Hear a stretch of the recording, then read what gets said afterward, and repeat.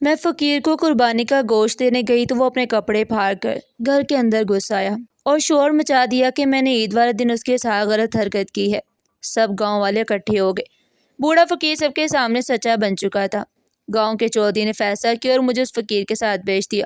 وہ مجھے اپنے ساتھ جھونپڑی میں لے گیا۔ میں نے اس سے یہ سب کرنے کی وجہ پوچھی تو کہنے لگا 20 دن بعد بتاؤں گا۔ 20 دن بعد وہ مجھے ایک اندھیرے کمرے میں لے گیا۔ وہاں تو میری جان نکل گئی جب سگے باپ نے ہی میرے ساتھ یہ سب کیا۔ میرا نام سدرا ہے اور میری 19 سال عمر ہے۔ میں اماں ابا کی شادی کے 6 سال بعد بڑی منتوں اور مرادوں سے پیدا ہوئی تھی۔ میں اکلوتی تھی، اس لیے اماں اور ابا مجھے ہتھیلی کا چھالا بنا کر رکھتے۔ ابا مجھے اپنے اور گھر کے لیے بہت خوش قسمت کہتے تھے۔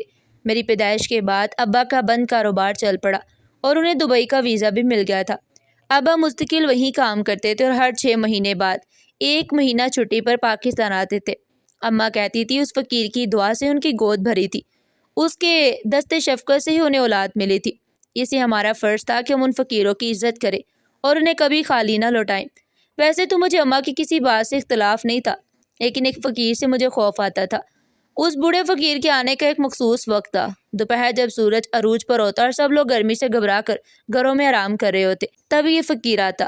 بھیک مانگنے والوں کا وقت بے وقت آنا کوئی غیر معمولی بات نہیں تھی، لیکن میرے دل میں ایک وہم بیٹھ گیا۔ میں خوف زدہ رہتی تھی۔ مجھے لگتا تھا اس فقیر کی وجہ سے کوئی بڑی مصیبت آنے والی ہے۔ شاید میری چھٹی اس مجھے خبردار کر رہی تھی۔ میری اماں ہمیشہ میرے ہی ہاتھ صدقہ اور خیرات کرواتی تھی تاکہ میری زندگی میں برکت رہے، لیکن مجھے لگتا تھا اسی فقیر کی وجہ سے میرے ساتھ کچھ برا ہوگا۔ اس کی نظریں اور انداز مجھے بہت برا لگتا تھا۔ میرا گاؤں بہت قدیم تھا، یہاں کے رسم و رواج اور فیصلے بھی پرانے تھے۔ ہر مسئلے کا فیصلہ پنچایت میں ہوتا تھا اور چودھری کا فیصلہ آخری ہوتا تھا۔ اس کے خلاف کوئی بول نہیں سکتا تھا۔ تعلیم کا بھی زیادہ رواج نہیں تھا، نہ لڑکے زیادہ پڑھے لکھے تھے نہ لڑکیاں۔ میں نے صرف قرآن شریف ہی پڑھا تھا اور ایک ہمسائی سے تھوڑی بہت اردو سیکھ لی تھی، مگر میری چھٹی حس بہت تیز تھی اور وہ مجھے بار بار خبردار کر رہی تھی۔ آخر ایک دن وہی ہوا جس کا ڈر تھا۔ وہ عید الاضحیٰ کا دن تھا، لوگ نماز پڑھ کر گھروں کو لوٹ رہے تھے۔ ابا قربانی کا گوشت بنوا رہے تھے۔ اتنے میں وہی فقیر دروازے پر آیا اور زور زور سے آواز دینے لگا۔ نہ چاہتے ہوئے بھی میں گوشت دینے گئی۔ جیسے ہی میں نے دروازے سے ہاتھ باہر نکالا، اس نے میرا ہاتھ پکڑ لیا۔ میں نے چھڑانے کی کوشش کی مگر اس کی گرفت مضبوط تھی۔ پھر وہ اچانک زور زور سے چلانے لگا۔ لوگ جمع ہو گئے۔ اس نے اپنی قمیض پھاڑ لی اور رونے لگا کہ دیکھو لوگوں، یہ لڑکی مجھے گناہ کی دعوت دے رہی ہے، اس کے ساتھ غلط حرکت کر رہی ہے۔ لوگ بغیر کچھ سنے مجھے برا بھلا کہنے لگے اور بات چودھری تک پہنچ گئی۔ پنچایت بیٹھی، میں نے سچ بتانے کی کوشش کی مگر کسی نے میری بات نہ سنی۔ سب نے فقیر کو ہی سچا مان لیا اور مجھے اسی کے ساتھ رخصت کر دیا۔ اب میرا گاؤں اور میرے اماں ابا سے کوئی تعلق نہیں تھا۔ میرے لیے وہ فقیر ہی سب کچھ بن چکا تھا اور مجھے باقی زندگی اسی کے ساتھ ہی گزارنی تھی۔ پنچایت کے اس فیصلے نے میرے سر پر آسمان گرا دیا تھا۔ میری ماں شور مچاتی رہی کہ بیٹی بے قصور ہے، مگر کسی نے اس کی ایک نہ سنی، جبکہ میرا باپ مجھے ہی قصوروار سمجھ رہا تھا۔ اب میرے پاس بچاؤ کا کوئی راستہ نہیں تھا۔ میں اپنی بے گناہی ثابت نہیں کر سکتی تھی، اس لیے چپ چاپ اس فقیر کے ساتھ چل پڑی۔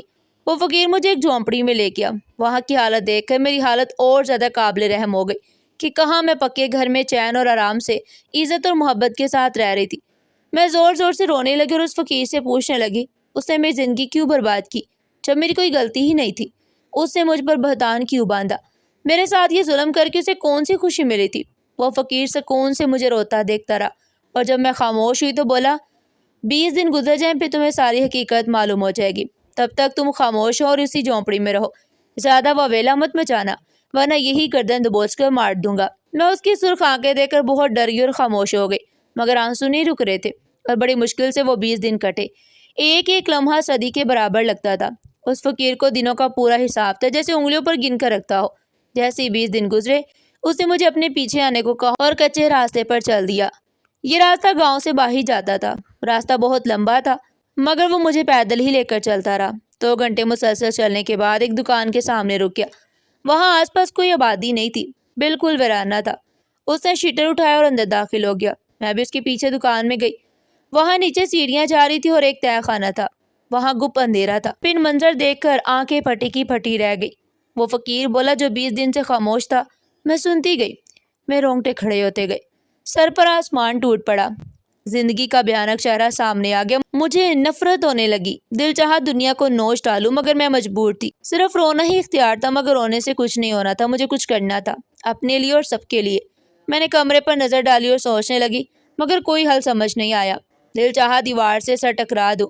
ہر موڑ پر دھوکا تھا، مگر اسی دوران مجھے اس فقیر کی بات یاد آئی۔ 20 دن بعد حقیقت معلوم ہو گئی۔ آج وہ دن تھا، میں حقیقت جان کر اسی فقیر کی شکر گزار ہو گئی۔ اس نے مجھے بڑی مصیبت سے نکالا تھا، اب مسئلے کا حل نکالنا تھا۔ میں نے فوراً اسے آواز دی، کیونکہ وہی مجھے نکال سکتا تھا۔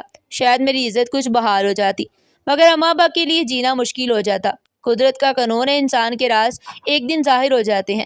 میں اپنے ابا کے لیے کچھ نہیں کر سکتی تھی، مگر اس کے ساتھ مل کر کئی لوگوں کی زندگیاں بچا سکتی تھی۔ میں نے یہی فیصلہ کیا۔ وہ مسکرایا اور بولا، تمہیں یہاں تک لانے کا مقصد پورا ہو گیا، اب مجھے تمہیں برباد کرنے کا افسوس نہیں۔ یہ کہہ کر اٹھا اور سب لڑکیوں کو آواز دی جو تہہ خانے میں موجود تھی۔ پھر ہم سب لڑکیاں اس کے پیچھے باہر نکلی اور گاؤں کی طرف چل پڑیں۔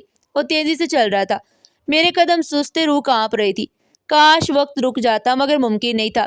ہم تقریباً 20 لڑکیاں تھیں جو اس کے پیچھے چل رہی تھی۔ جیسے ہی ہم گاؤں میں داخل ہوئی، لوگوں نے اسے پہچان لیا اور حیران ہو کر دیکھنے لگے۔ کچھ نے پوچھا، یہ لڑکیاں کون ہیں، کہاں سے آئی ہیں؟ اس نے سنا اور بولا، چودھری کو کہو پنچایت بٹھائے۔ پھر اس نے میرے ابا کا نام لیا کہ وہ بھی حاضر ہو، ورنہ انجام اچھا نہیں ہوگا۔ لوگ سرگوشیاں کرنے لگے۔ سب حیران تھے کہ وہ اتنی لڑکیوں کے ساتھ پنچایت کیوں بلانا چاہتا ہے۔ کچھ لوگ فوراً چودھری کے پاس گئے، اسے بڑوں کو جمع کیا اور میرے ابا کو بھی بلا لیا اور پنچایت بٹھا دی۔ اسی وقت وہ سب لڑکیوں کو لے کر وہاں پہنچ گیا۔ جیسے ہی ابا نے انہیں دیکھا، ان کے تو اوسان خطا ہو گئے، شاید اب ان کا انجام قریب تھا۔ سب لوگ حیران تھے کہ کیا معاملہ ہے۔ پنچایت لگنے اور میرے ابا کی پیشی کی وجہ سے سب لوگ جاننا چاہتے تھے۔ اسے چودھری نے فوراً کارروائی شروع کی۔ فقیر نے بولنا شروع کیا۔ مقدمہ بالکل واضح تھا، اس میں کوئی الجھن نہیں تھی۔ فقیر کے ساتھ موجود تمام لڑکیاں مظلوم بھی تھی اور چشم دید گواہ بھی۔ سب کی آنکھیں پھٹی کی پھٹی رہ گئی۔ گاؤں کا چودھری پگڑی اتار کر زمین پر پھینک چکا تھا اور اپنے بال نوچ رہا تھا۔ اس کے ناک کے نیچے اس کی حکومت میں اتنا گھٹیا کام ہو چکا تھا، وہ یقین نہیں کر پا رہا تھا۔ لیکن یہ وقت فیصلہ کرنے کا تھا۔ چودھری نے انصاف کے مطابق فیصلہ سنا دیا تھا۔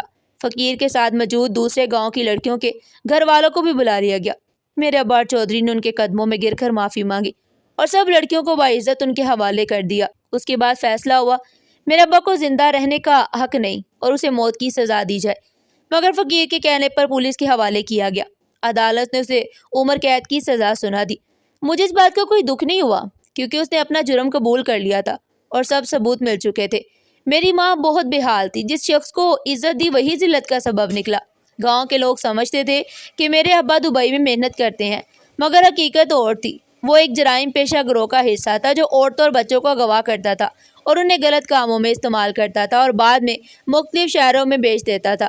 کچھ عورتیں کوٹوں پر بیچ دی جاتی تھی اور کچھ کو بیکاری بنا دیا جاتا۔ وہ بوڑھا فقیر اصل میں خفیہ پولیس کا افسر تھا جو اس گروہ کی جاسوسی کر رہا تھا، جس میں میرا باپ بھی شامل تھا۔